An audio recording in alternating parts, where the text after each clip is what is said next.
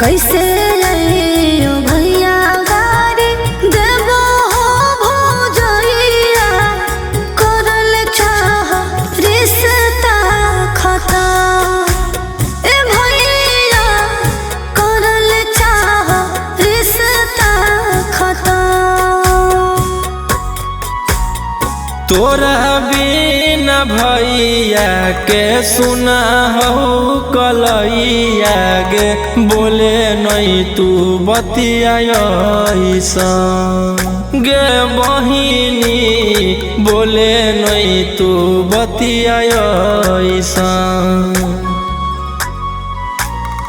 तू ही ता प्यारी हखी बहिनी दुलारी गे करे नहीं तू रिश्ता खत्म गे बहिनी करे नहीं तू रिश्ता खत्म।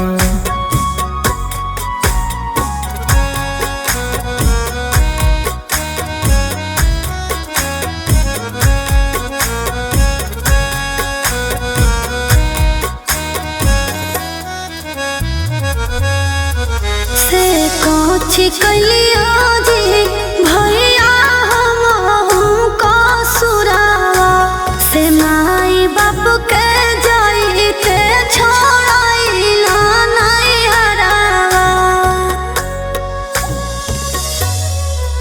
तू माफ कर देगे बहिनी होलौ जे गलतिया आबे न देबौगे अहब कवनो विपतिया। काहे बिसराई हमरा देलो जी भैया यादो न आइलो बचपन हे भैया यादो न आइलो बचपन।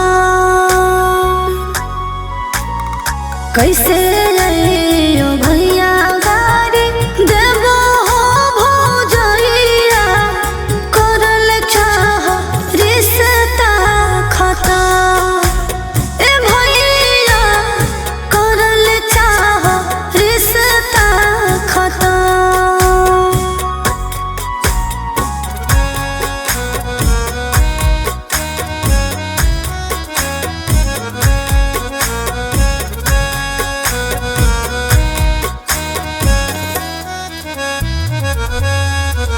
बनाई देला जी जब हमरा में मनावा से कैसे अइयो जी रोही भैया तोर आंगनावा। अब भूल जो ना गे बहिनी बीतल समैया सजाई देना गे आके हमरो कलैया।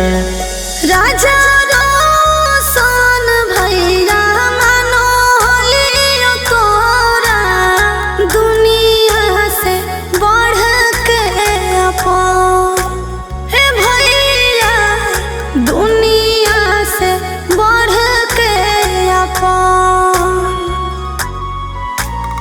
कैसे अइयो भैया गारी देबो हो भौजैया करल चाह रिश्ता खता ए भैया करल चाह रिश्ता खता।